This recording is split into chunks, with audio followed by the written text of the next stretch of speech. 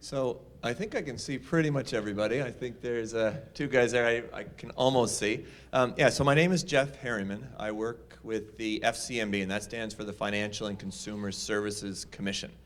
So in the old days, we were just the New Brunswick Securities Commission, and our mandate was basically capital markets and securities. So anyone that raised money for their business through selling their shares or the Toronto Stock Exchange, anyone that sold mutual funds, those kind of things. So they brought a whole bunch of the regulators together and put them under one Crown Corp. So now we have securities, pensions, insurance, CASPOP, credit union. So we make the rules and the regulations for that. My particular role is actually capital market development. So I work with entrepreneurs, accountants, lawyers. So we have the rules that basically say, if I want to raise money, what are the basic rules? I do all kinds of presentations around the Small Business Investor Tax Credit Program. I've been working with folks around the possibility of crowdfunding, equity crowdfunding coming to New Brunswick. I've been looking into things like a community economic development fund. So anytime, if you're starting out, you're a new entrepreneur or even an established entrepreneur, I'm happy to talk to folks about when they're looking to raise money, what are our rules, just to make sure you don't get yourself offside. You don't want to start this cool little company and raise money the wrong way and just run into some issues around that. So I'm always open to having early conversations. Thank you. Okay, Matt. All right, thank you. My name is Matt Tapper, and I'm with Olneywood Development Group. My specific role with that company is I manage the Aboriginal Business Development Program. And that's a program that we have inherited from the Department of Aboriginal Affairs that provides non-repayable funding dollars to eligible applicants or eligible businesses across the entire Atlantic region. So we have a budget for that every year. We can do projects that range from your initial startup to acquisition to expansion of businesses. Olneywood Development Group also has a number of other things that we offer. Our primary line of work is a commercial lender. So, most of our lending products are for under $250,000. Later today, some of my colleagues will be here.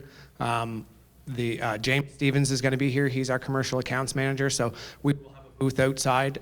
I would encourage you to visit him. I believe Bob McGilvery's coming, and he's our business services officer. So I'll just talk a little bit about some of those services that we offer as well.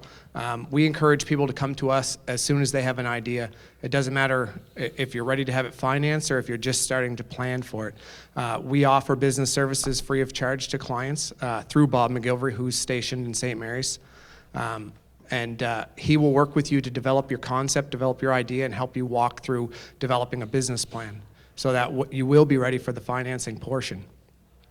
Beyond that, if you're already in business, we still offer those services. If you're struggling or looking to expand, if you have issues in your business, we encourage you to come to us at any time, and we provide a multitude of services like that free of charge. We don't charge any of our clients for those types of things. We're fortunate enough to have had funding in place for some of these positions, so we can do that for people. Beyond that, we offer post-care stuff as well. So if you're already, if you're a successful business and you're just looking for an extra step up or a little bit extra research into a market or something like that, we can assist you with that as well. Okay, perfect. Thank you.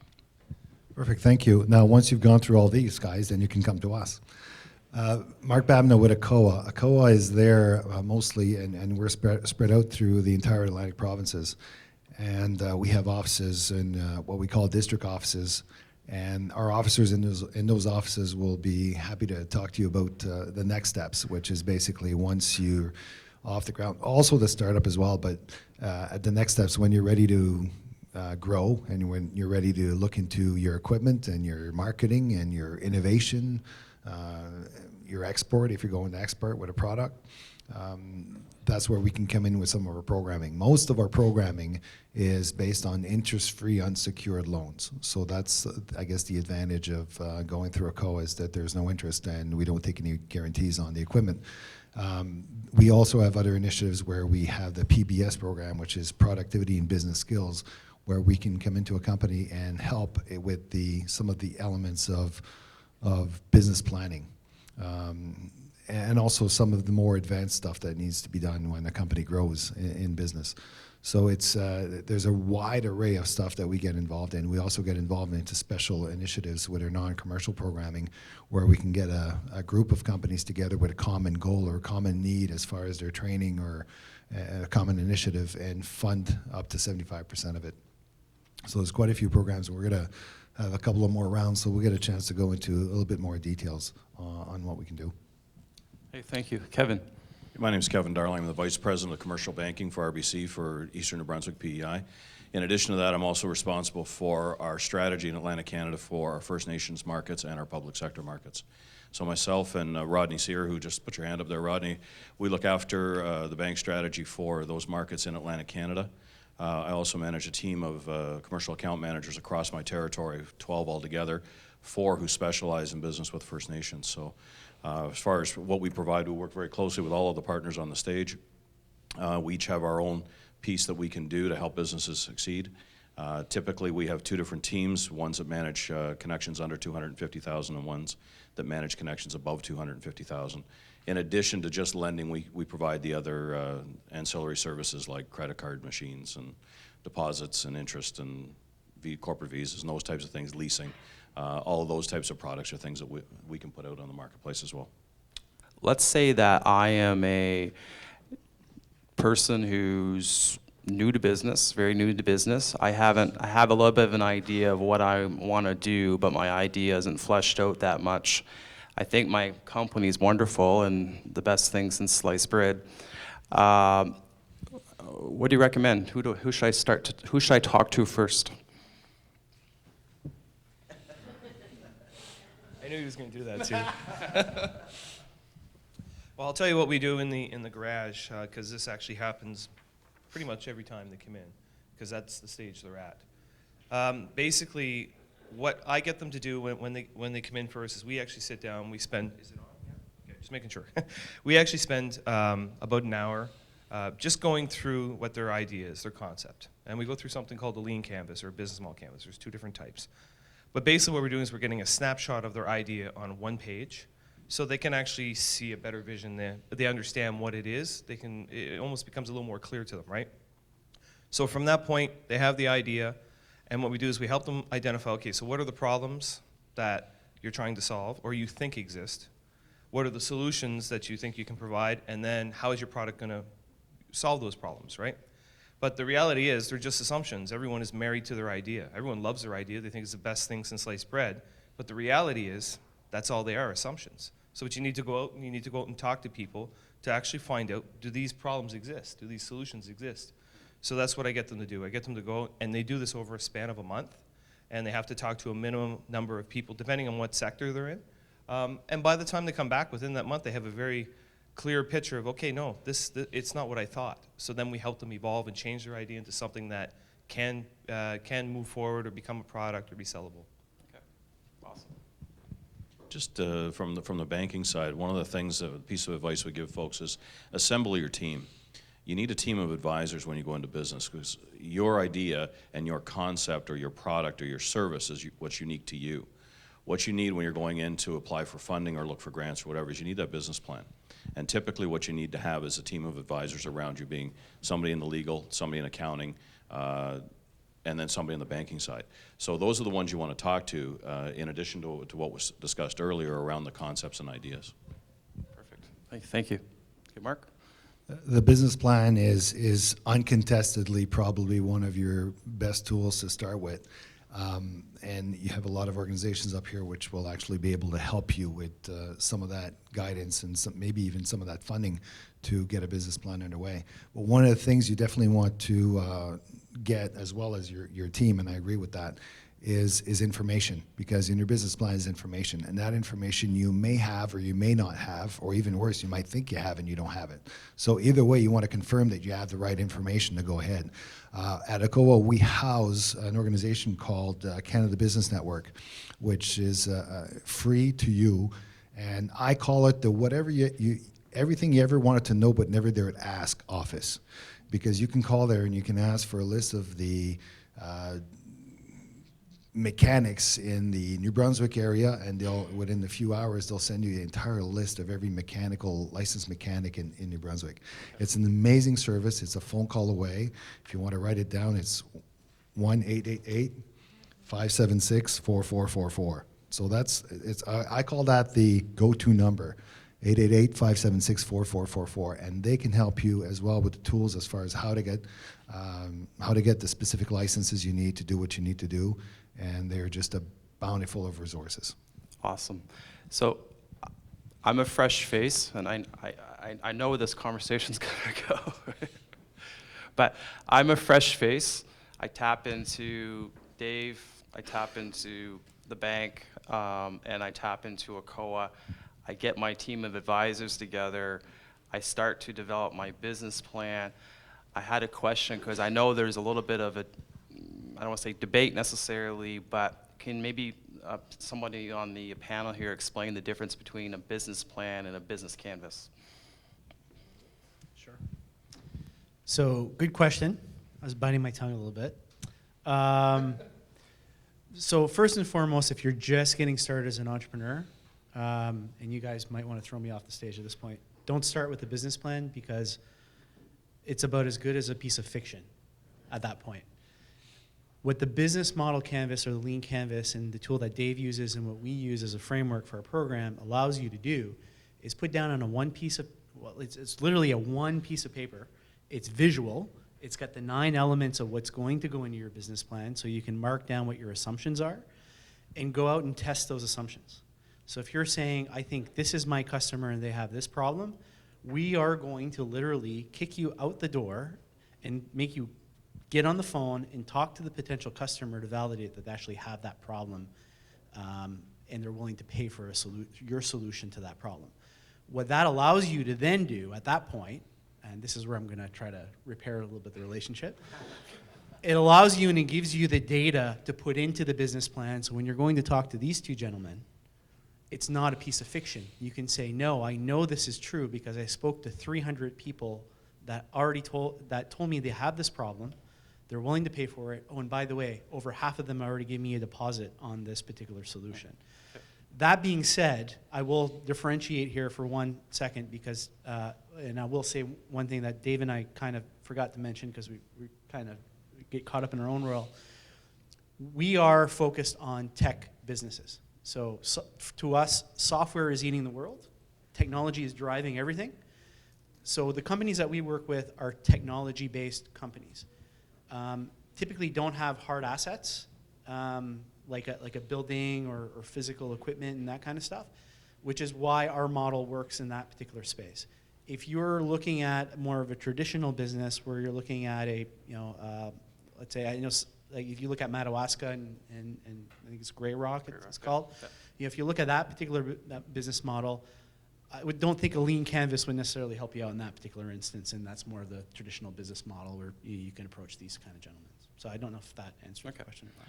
Well, that's what I'm getting at, I guess. Does it make sense if I'm really, really early to do the business model canvas, test my assumptions, and then once I get a better idea of whether or not they're validated, go in to tap into Canada business, the good folks at RBC, and kind of flesh out my business plan? Yeah, so I mean, and I'll hand it over to Dave here in a second. My value proposition to any entrepreneur walking into me is why I'm happy we have Dave in the Venn garage now is he can kind of act as a bit of a buffer.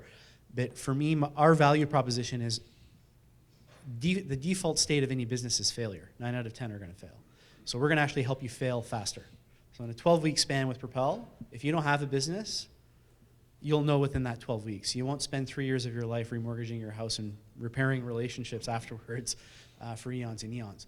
But what the program will actually help you do is determine that if this is a business and there is traction, you can pour rocket fuel on it. So when you go talk to these gentlemen over here, they can fund you properly. We'll also help you build the team that was referred to here with the legal and the accounting and the marketing and so on to set you on the right path. If you go to these guys too early, you're just going to be spinning your wheels. You're going to be wasting their time, and you're going to be wasting your time, where you could be talking to your customer. Excellent. I just want to add to that too, because I completely agree. Coming back to what he was saying, it's when he's talking about the technology sector and we're focused on tech-based companies, to clarify that for myself too as well is technology is in everything now. Like it used to be where it was just a sector, but it's not just a sector now. It's the umbrella over every sector. So when I do have companies come in, I might have could be an e-commerce platform for, well, I'll give you an example. I have someone that came in with yoga, but they actually want to start an e-commerce platform and do training online for yoga, right? Like, so it's a physical service, but at the same time, it has that technology component above it. So that's one of the key elements I look for when people are coming in, because that's what allows you to scale and grow. If it's just a brick and mortar business, which we absolutely need, but it doesn't really fit the model. And the other thing too is in the process, and the reason why we go through this whole process of the business model canvas and lean canvas is because it used to be where you build it and then they will come, that whole mindset. And this is the other way around. We get them to come, then we build it, right? So that way you have a... Build it with them. Well, absolutely, yeah. Build it with them. Like, to give you an example, one of the startup teams, which was actually the first one that came into the garage, are building their product with paying customers. Like, they went out, they got their early adopter customers, they got them to pay for working with them to build the product. So it gives you an idea that, and it is possible, that you can actually build the product and get paying customers at the same time. So that's the type of process that we get you to get into, and it is a mindset shift. Like, you have to change the way you view business and a culture shift, but it's definitely the direction that the world is going now. So I'm going to ask you a question, Jeff. I guess, how does crowdfunding factor in to that? So, are you guys familiar with crowdfunding, what that actually stands for? Is that something you've seen? Asking the internet for money. That's a pretty succinct answer, actually. Fundraiser, you go Kickstarter, GoFundMe. Exactly. Stuff like that, put a campaign on there, make it convincing, ask for something reasonable, they'll probably give it to you. I don't know about the probably will give it to you, but... I said make it convincing. Okay. So... What's that? That's true. Convincing.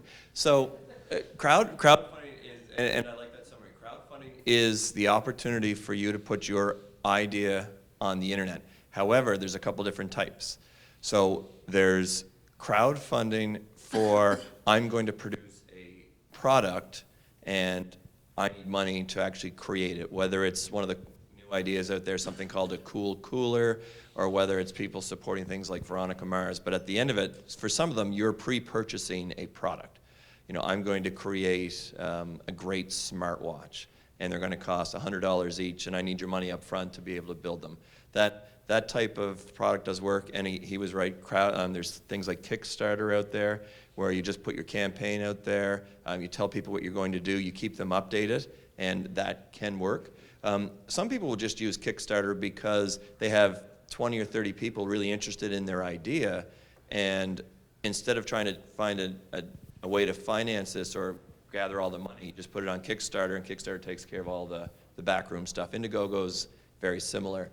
There is another kind of crowdfunding out there called equity-based. So when you sell a share in your business, that's called equity-based. There's no rules right now in New Brunswick that allow for equity-based crowdfunding. However, the FCMB and others are working on pulling something together that might be viable. Again, you would need a portal, so a website that actually what you can put your information on. It goes out there, and people can have a look and decide if they'd like to buy shares or not. There are some equity-based, but they're all for what we call angel investors or accredited investors, and these are basically wealthy individuals that meet certain criteria, and we won't dig down that deep into that, but there are several of those in the country, and they're growing. We're a couple $1 million now, they're 40, 50 million, now there's a couple $100 million. People are predicting when the US really comes on board and Canada comes on board, it's going to be billions of dollars in equity-based. In New Brunswick right now, the one that we put out is called a startup crowdfunding exemption. It's just we asked for comments on it, what people thought. So if a company wants to raise $250,000 or less, and they're willing to put basically a business plan out there. It's not going to be called a business plan, but that's what it's going to be. You would be allowed, with your financial statements, you would be allowed to raise up to $1,500 per individual investor. So again, those are being worked on. My hope is the next 6 months or so that might be available. But certainly, if you're concerned about giving up, or not giving up, but offering shares in your company, there are the other platforms, whether it's Kickstarter or Indiegogo. There's lots of models out there that give you the chance to share your ideas, your products online, and see what the community thinks. And you have to be open to the feedback too, because if it's positive, it's great. If it's not, you'll hear from them too. So. Kickstarter and Indiegogo will not let you sell equity because it's not a real thing. It's not real at the moment of purchase. Well, So the rules say, I looked, yeah. they will not allow that right now. Well, they won't allow it because the FCMB we actually write the rules for that. So there are no rules in Canada that actually allow for it. So I've actually spoken to the legal team of Kickstarter, and once the rules get passed in Canada, they will look at whether or not it meets their business models or not. Okay. Thank you, Jeff. So this is a question for Matt and Kevin. What difference does it make, I guess, to have entrepreneurs coming in to talk to you who are better prepared by talking to people like Dave, talking to people like Trevor, having their ideas validated? How much of a difference does that make? I would say that it makes a big difference to have a client come in who's prepared to move forward. Within our organization, of course, we kind of offer similar services where we work with the clients if they have an initial idea or concept, and we kind of, we don't do the kind of one-page, what do you call it? Business model canvas, but we do work with them, and we kind of provide them with some questions about, well, who's your client? What is the service you offer? Who's out there that does this already? How are you going to gain market share? Kind of similar business plan types questions. But if they come in and they're ready to go, it certainly helps us expedite their file and get them the funding that they need, or move them forward through the system as fast as we can. Perfect. How about yourself, Kevin? I would say, and I like this idea of the canvas. Yeah, I think that would apply almost to any business line, not just to knowledge-based industries. I like that idea. The better prepared, one of the biggest frustrations clients have when they come into a bank is the length of time it takes us to put a deal together at times, and quite often it comes down to the gathering of the information. So the better prepared, and I'll speak for our partners at ACOA, is that when I see business plans come in from ACOA, they're very well prepared, very well thought out, and they've addressed most of the issues that the banker's going to deal with. There's a number of things that are mandatory. I mean, they're going to look for projections on your financials. They're going to look for what skin do you have in the game, what's your equity base in the game. They're going to look for your analysis of your competition, the information that you're gathering against. Is there a market for your product? Is there a market for your service? Those are the types of things. You always have to remember, dealing with any financial institution, we're lending you depositors' money. Our whole plan is to get that depositors' money back through loan payments, et cetera. So it has to be a viable business solution. We probably see, I'm thinking across my team, we probably see 10 opportunities a week, give or take. Of those 10, 2 are well thought out business plans, is about the average that we're seeing right now. So then, if you want to reduce the frustration level going through that process of applying for financing, I would sit down with any of the individuals on stage, quite frankly, any of those organizations, or even just somebody from the bank and say, what is it you're going to look for? Take the time to find out what they're going to look for. If you don't know what they're looking for, you're always going to be missing something probably. But the better prepared, the easier it is, the quicker it is. We have an adjudication process we have to go through. There's certain pieces of information that are just not negotiable. So if you don't know what those are when you're going into a bank, your application may not be complete. So you hear stories of people graduating out of university. Tech's a great example. You hear all these stories about graduating at university, getting $100 million from these investors who live somewheres, etc. So my next question is, I guess, for anybody who wants to dive into this, when does it make sense to approach an investor with your business idea? I guess that's a me question. So Dave's telling me here. You should always start building relationships with investors and bankers and so on as soon as you start to go into business. So the one benefit with programs like Dave's Garage and the Propel program and others like Planet Hatch and Volta in Halifax and so on is that it brings you into a larger network of people who work in this particular space. So the one thing for us that we try to emphasize is you should always be building relationships. When to ask the money becomes a different thing. I've seen it, the most successful cases in which, for instance, I'll take one for example, which is Resson Aerospace that graduated from 2 cohorts ago. They're out of UNB, they're a bunch of students. They're using drones to analyze agricultural fields and do precision spraying of pesticides and so on. So they're going through a program, you get introduced to the mentors, everybody kind of really liked them and gravitated, loved their technology. And so I introduced them at one point to Jeff Grammer from Row Ventures, which is a VC out of Montreal, and Rob Barbera from Build Ventures, which is out of Halifax. They were just in town at a board meeting at another company, and I said, you guys should really swing by the Resson office and just meet with these guys. They don't want to raise money, but I think it'd be worth you guys, they could probably use your advice and guidance. So they met for about 15, 20 minutes. At that point, Jeff and Rob decided that they were going to fund these guys, and the entrepreneur said, well, we don't know if we want your money. And they were, at the end of the day, they ended up raising $3 million. So, my thing for you guys is, keep building the relationships, keep the people who might fund you up to date on your progress. Investors really like that when they get an email every quarter and saying, here's what I did, here's what I learned, here's what I changed, here's where I'm headed. Love to get your input and advice if I'm headed in the right direction. And that gets people bought in to you as an entrepreneur and want to fund you and help you to the next level. So I guess that would be my answer to the question. You should always be talking to people with the money because you're going to need money at one point. Oh, and the other point is, as soon as you close a round of funding, I always get asked, when do you start raising the next round?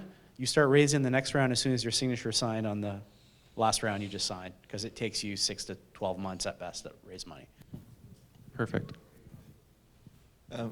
So I guess one of the things you should think about too when you're raising money is what stage of development you're at and how much money you're looking for. So if you're a brand new company and you're going to need $10,000 or $15,000 to really get yourself off the ground, and maybe it's a whole lot more, but your first investors often are your friends and your family and your close business associates. So as you're working through your idea and trying to understand, when am I going to need this money? Do I need it today, 3 weeks, 3 months, whatever it's going to be? You have to think about when you need it and how much, because if you need $50,000 and you're sending emails to venture capitalists that live in Toronto, that's not the market they're going to play in.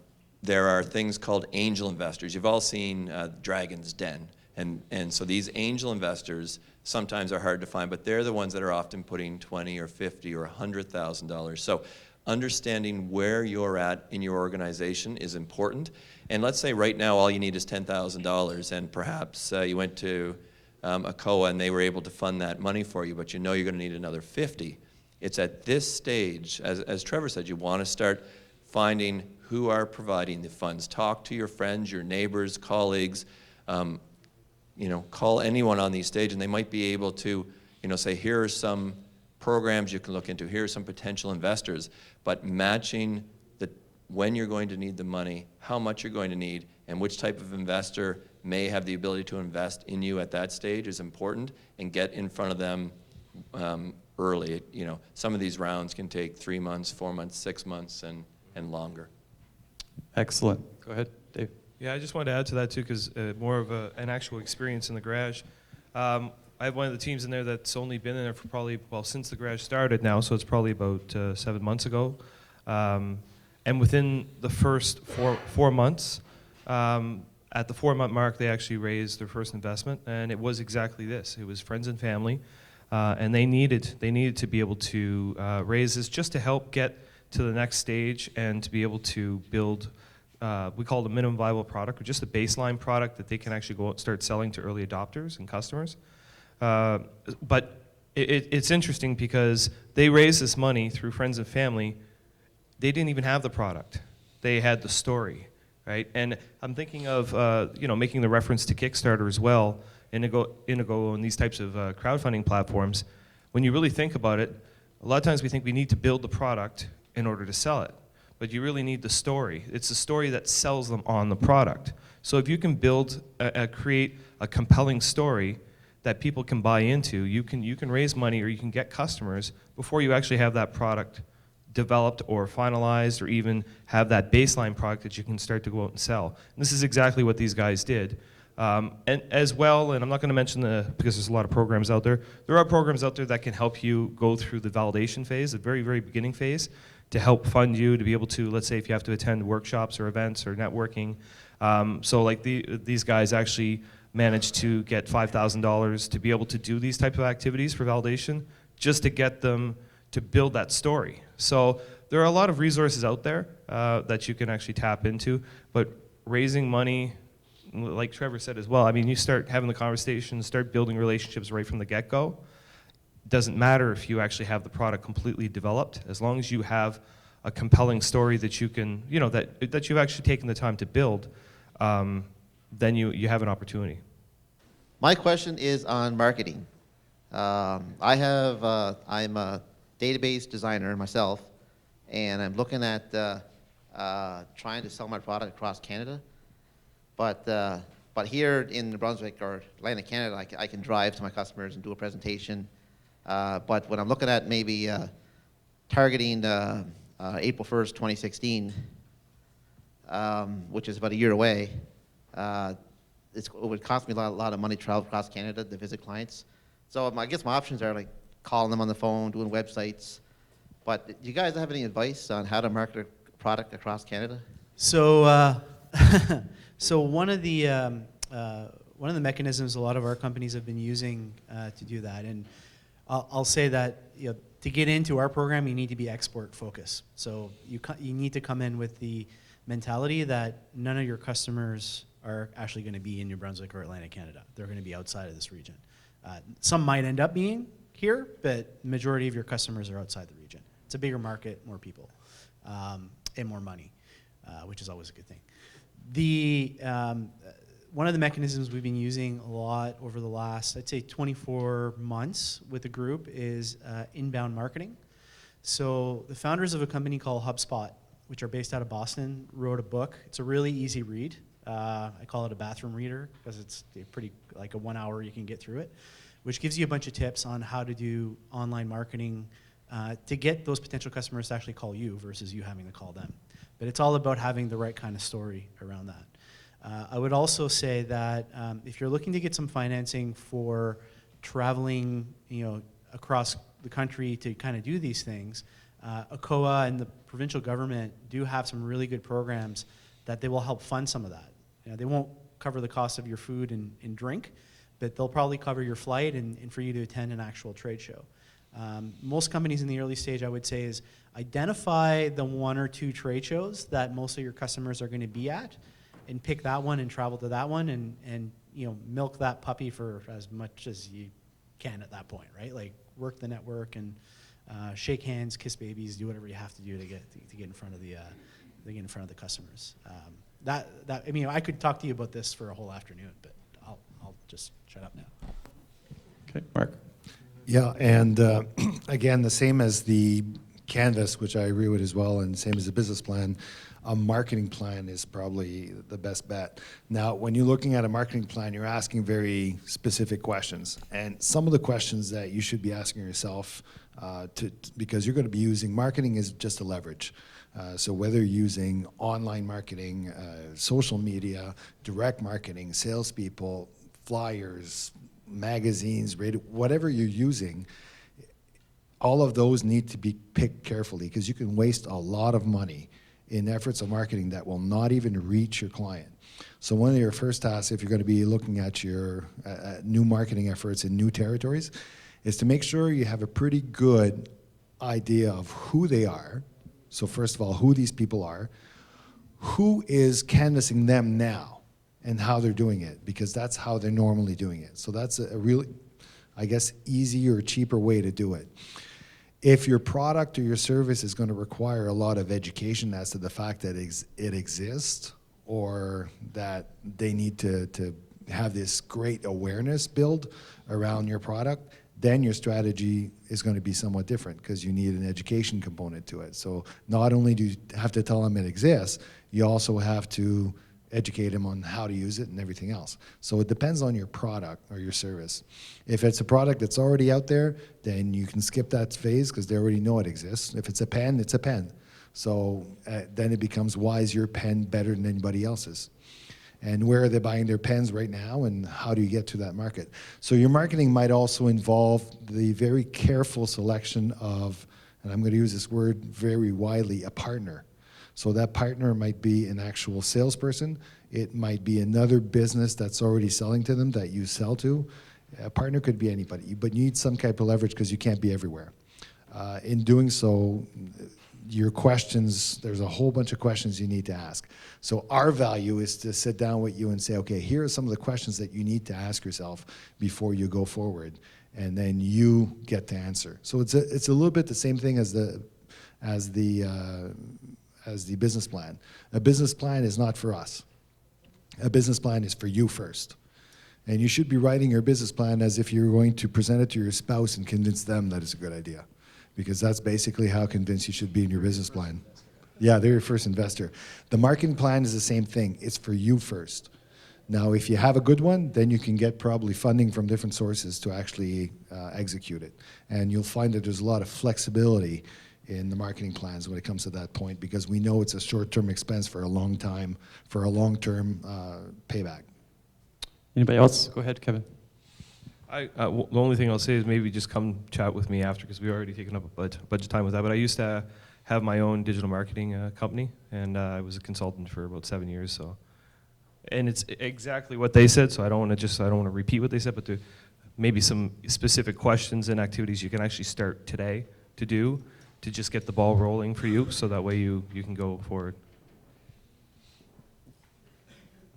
The other thing you can do too is, well, you have to pretty much identify your target group that you want to, whoever your consumers are. And the thing about consumers today is that they're much smarter than they were 20 years ago. They're actually looking online for the best service possible.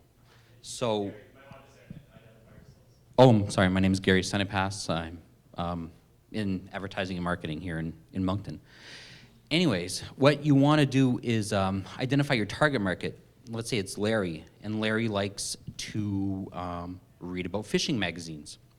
You want to have this thing called content marketing or native advertising, where you're actually constantly providing information on your service that through a Google search, Larry is going to actually get your information from. Say, well, this is exactly what I want. But you're actually giving him free information based upon your service. So, and with your contact information, of course, and he's going to be able to contact you after that. And this is not just throughout Canada, this is actually throughout the entire planet, because that's just the way internet is working nowadays. But that's how you would, and you can use Skype after, you can use other methods to do a presentation online, but you need that first contact. Google Ads. Good morning, gentlemen. How are you? Hi, Matt. How are you? Hey, Rocky. I'm Rocky Sapir, and I'm CEO and founder of Aboriginal Millennium Health Products Incorporated. And I'm in my third year of getting my product to market. I guess my question here is that, and I know you guys made a real good spiel and all this kind of stuff, and you made good presentations, but how relevant, besides Matt, are these services to natives, and how many natives have you actually helped along the way? Comment? Your question was how many Aboriginal companies have we helped? Right, and how relevant are these services to Aboriginals alone, not just the general population, but Aboriginal specific? Yeah, I guess, for us, we've had one company, I think, came out of the JEDI program in the last cohort. there were some lessons learned from that, because I won't shy away. There's some cultural differences in how we approach things. Would you elaborate on that, please? What's that? Would you elaborate on these cultural differences? Because that's what we're here to talk about, right? Yeah, I mean, I think, styles of communication. So, I think this particular team preferred a more, a higher touch kind of communication than the mentor that we actually matched them up with. So that was actually a failure on our part, and I take full responsibility on it. It's something that we're actually making changes to the program to accommodate that a bit better. At least you're honest. Well, I mean, the one thing with me is I'm far from perfect, and this has been a learning curve along the way. And part of why I agreed to be here, and I was glad that Mark asked me, and I take any opportunity that I can to help to work with Mark, is this is an opportunity for me to learn as much as it is for you guys to learn as well. And so there are some lessons learned to that. We've only done one company. We're hoping that we'll do more, and I'm sure there'll be more lessons learned along the way. So, practicing what I preach, I would say that moving forward, we need to work with the companies that we're working with in order to figure out how we can do more for them more effectively, I guess. So get their feedback while we're building out the program. And how is that going to happen? Sorry, I didn't catch. How is that going to happen? Moving forward and basically with the discussions and all that, how do you make your services more relevant to Aboriginal entrepreneurs? Well, I mean, it's an iterative process, so it's always, we have a saying within Propel, it's progress, not perfection.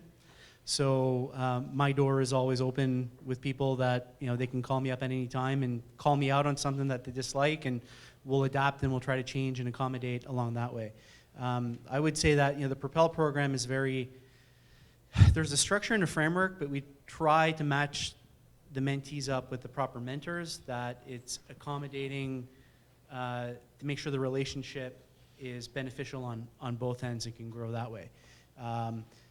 One thing that we learned in the past cohort, because we did change the program a little bit, was that we need to do a better job of matching mentors up at the beginning that reflect the goal or the outcome of the entrepreneur and where they want to get to with their business. We effed up on that one for that particular team, which is why we're changing the structure of how that moves forward in future cohorts. So. I'm just going to chime in on this a little bit. One of the things that we've done over the past years, we've created industry specialization within our teams. So across New Brunswick, for example, I've got one on PEI, but across New Brunswick, we've got 6 individuals that specialize in Aboriginal banking. Now, what we've done is a lot of training with those individuals. Rodney, for example, just arrived back from attending the AFOA conference in Winnipeg. I attended it last year in Halifax to get a better handle on the needs. I mean, the commercialization of the First Nations is happening very quickly. From a traditional banking standpoint or traditional lending standpoint, lending to on-reserve businesses is a little more complex than lending to off-reserve businesses, and we have 2 sets of rules that we have to follow. So off-reserve falls under our general commercial rules. All businesses are treated exactly the same, and the requirements are treated exactly the same. On-reserve businesses, we have to involve the bands, and that's just the way the laws are written. As far as industry expertise, we've brought in consultants. We brought in all our Aboriginal specialists across Atlantic for a day of training here in Moncton in November, in this past November, to talk about the differences in the culture and how we need to approach businesses in our First Nations. Okay. And Mark, do you want to add anything to that? Or? Is it Mark or Matt? Well, anybody on the panel, do you want to add anything? Yeah. I guess where I'm with the FCMB, we're actually a Crown Corp. So one of the ways I've tried to reach out is actually through Mark. So I have an education piece that I do. I have 2 pieces. One's called Full Sail, and Full Sail is usually a once-a-year event where we invite anyone in New Brunswick to come and join us, and we pick a topic that's relevant, whether it's mentorship or investment readiness. Where if the crowdfunding rules comes in, I'm going to do a Full Sail event on that.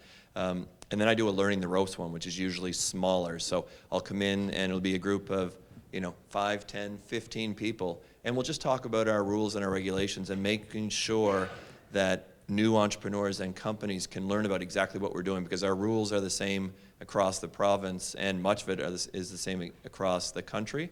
And I'm always open to come and sit down with entrepreneurs and groups to make sure that they understand what we're doing and what our rules are. So I have had an opportunity to speak to a number of folks, and through Mark, I hope to speak to a whole many more. Okay, thank you.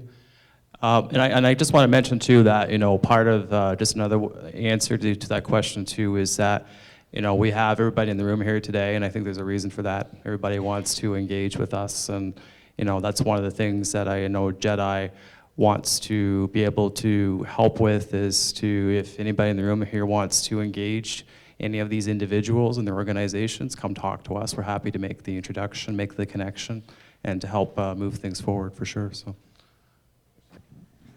Good morning, everyone. Can you hear me? My blood started to boil when the last individual was talking about funding for Aboriginals. My name is Kim Martin. I'm from Listigouche, Quebec. I run an in-home bakery for the last 3 years. I'm hoping to grow, but I'm hoping through this workshop, through this next 2 days, that I gain more information. When you were talking about there's 2 separate ways to gain loans for business, it's hard when you live in a native community when it's run by a band. If the band is running into a third-party management program, or they're restricted on how they can give funding, or because people don't pay back their housing loans, their minister guarantee loans, it makes it impossible for people like us who are trying to be successful to access funding for loans to grow our business. Whereas if we go off our reserve, we're on the border of Quebec and New Brunswick, which only separates a bridge. But for me to access services from Atlantic Canada, I'm sorry, but you're from Quebec. I'm sorry, but you have to go through SOCA. So I did contact SOCA, and all they told me was I needed to have land, and I had to have a structure that was free from my house in order to organize the business. Whereas I'm a pre-ordered bakery in-house, it's kind of hard to find land in any native community. I think anyone who would know, to find land to buy and build is almost impossible. I might as well just, put my ticket in for the one-way ticket to Mars and guarantee my land right there, because it ain't gonna happen. And if people do sell their land, it's like 10, 20, 30,000 for maybe a 50 by 100 lot. That isn't even enough to build, let's say a bakery that's substantial for myself. So my question here is, how can people who are successful where I am to continue growing but not be restricted by borders, or be restricted by, well, because you live in Listigouche, you have to go through these procedures. There must be a way or a method or a networking of sorts where this can change. I'll just talk about the bank lending. I can't talk about the government programs. As far as where Listigouche is just over the border, Quebec is still part of my territory. So that part of Quebec, we don't have any representation. So my folks in northern New Brunswick look after that area, and I'd be happy to talk to you afterwards and put you in touch with somebody. When it becomes an on-reserve business, we need the band on side. And even if they're under management, the band can still come on side. And what the restriction, just in case everybody's not aware, the restriction we have is typically when we lend to a business, we'll take security. So that could be your receivables, it could be your equipment, whatever the case may be. Anything that's located on reserve, we could never take those pieces of equipment as security. And that's the trouble we run into. I have a house. You can't come and take my house because it's Crown land. Exactly. I can't sign it away because technically it's not mine. So that's where we'll work with the band, and the band may be able to sign a guarantee towards the business or some sort of letter of comfort for the bank against the business, knowing that we can't do traditional type asset financing. So that's something that, we can have that discussion. But there are some ways around it that we can do more on reserve.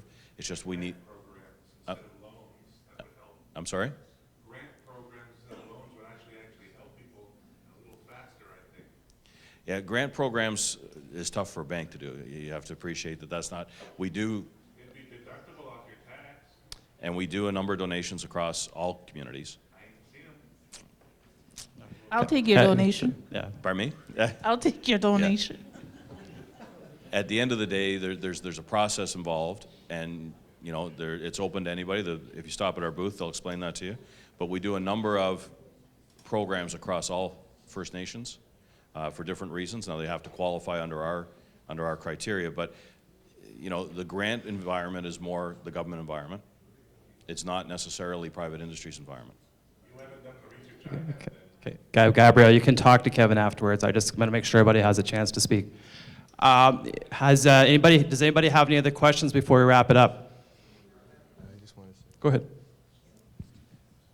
Jeff McTavish, I work in economic development for the city of Miramichi, and I just have a question that may apply to the entrepreneurs in the room here is, what pitfalls do you see of using those online crowdsourcing funding options where you're putting your idea out there, and maybe it is a great idea, but what are the, I guess, the protections that are in place to preserve your idea in those online formats, or even with maybe some of the like the Venn or Propel ICT, what protection? I know the banks are covered by confidentiality at COA and FCM, but what about those other quasi-government or private lending? Is there any protection for the entrepreneur when they put their ideas out there?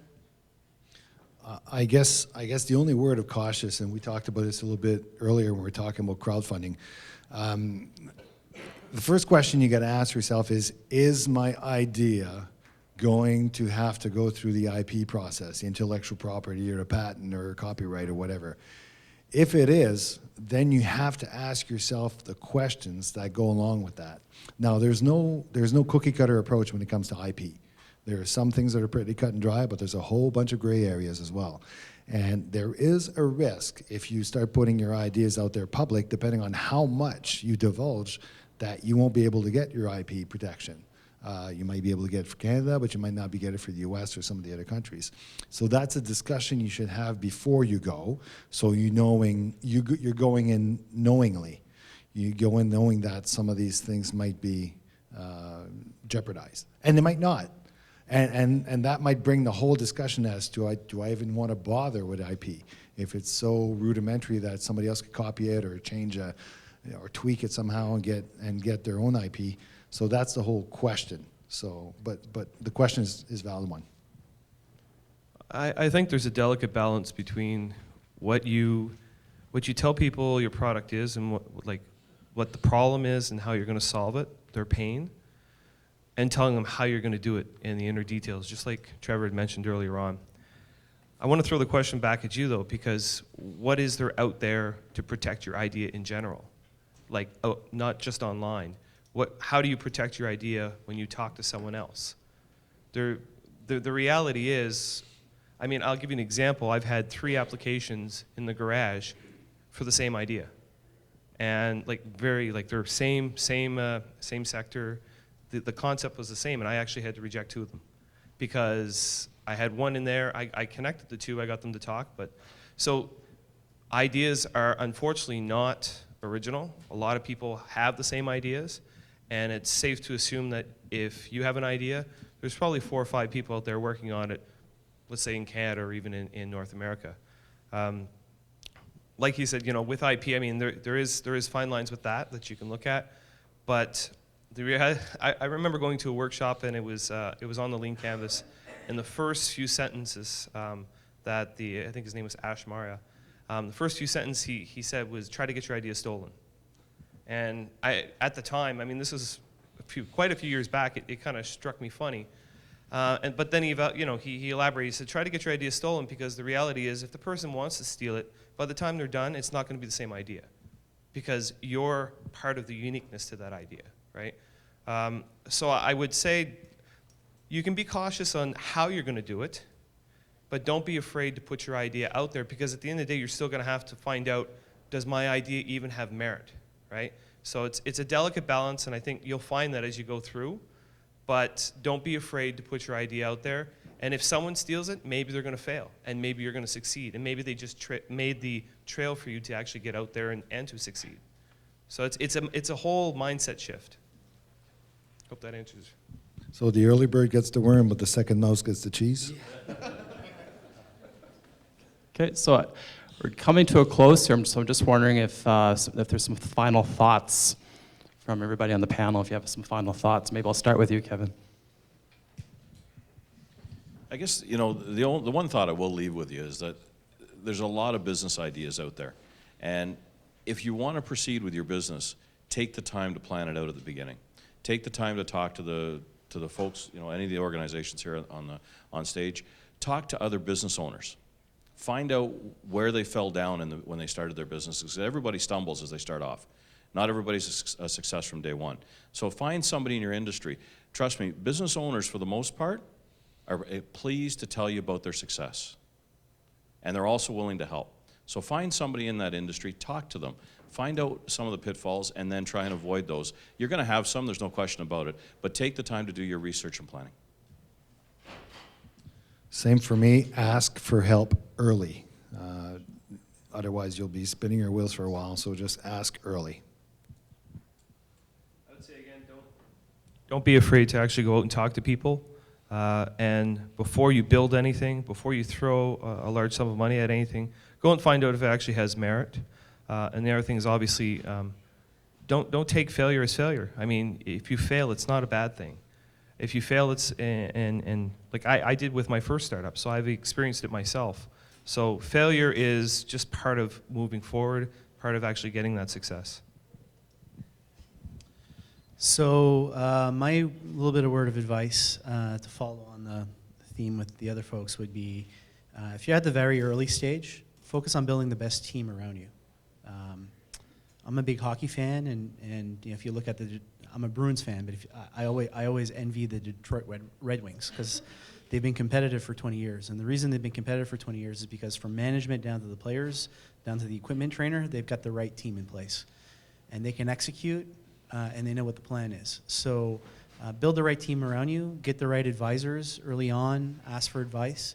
On the IP question, I would say probably wise to talk to somebody to develop an IP strategy if you have something pretty special that you want to protect.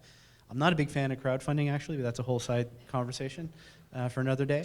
But the question on the IP is, even if you have an IP or you have a patent, do you have billions of dollars to fight Google or Samsung or Apple or Microsoft when they come knocking on your door and saying or that they infringe on your patent?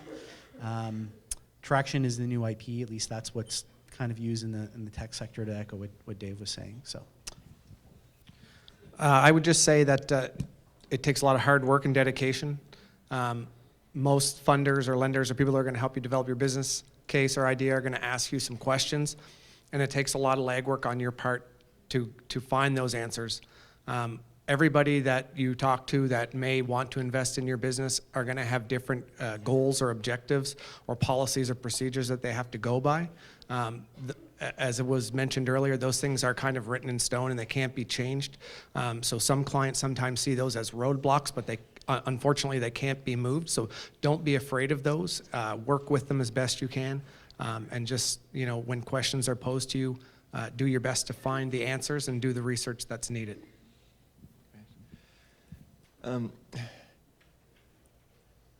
New Brunswick is a pretty small province, and I've heard it. I think even Trevor has said it. It's one of our advantages. You guys have had the opportunity today just to hear from Propel ICT, Van Garage Banks, ACOA, FCMB. Through organizations like JEDI, you can meet and have the opportunity to speak to a number of very good people in this province. And through going through our website at FCMB or going through ACOA's website, you can absorb and learn an awful lot very quickly. And we're only 1 or 2 phone calls away from meeting some people that can really help you as you're starting to build your idea. And I think put it in the hard work and trying to meet everybody and trying to absorb as much knowledge as you can will pay real dividends as you guys try to build out your ideas and your companies. Well, on behalf of everybody here, I would like to thank the panelists for dedicating their time today to talk to us. So thank you, everybody. Thank you, Kevin. Thank you, Mark. Thank you, Dave. Thank you, Trevor. Thank you, Matt. And thank you, Jeff. If I can get a round of applause for everybody.